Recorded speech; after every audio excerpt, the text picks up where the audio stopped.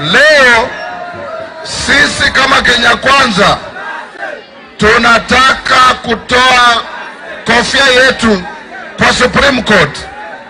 Tunawaambia wale majaji wetu kongole, kwa sababu leo wameamua.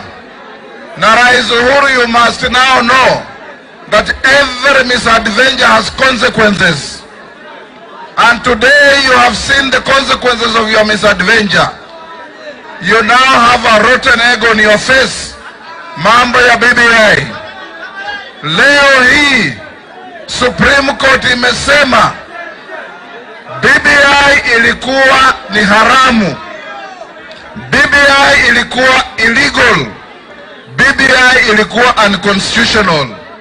And President Uhuru, today, unfortunately for you, you have no capacity, you have no ability, you have no opportunity to say you will revisit. Kwa sababu wamesema with finality. Na Wakenya lazima tujivunie mahakama zetu.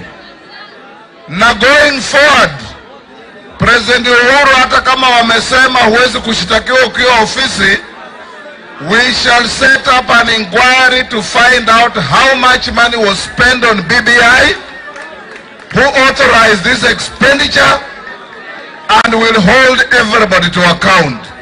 Kwa sababu hiyo pesa mumewezea kwa BBI ndiye ingeleta ajira kwa hawa vijana, ndiye ingesaidia Wakenya kufanya mambo mbalimbali, kupunguza bei ya chakula.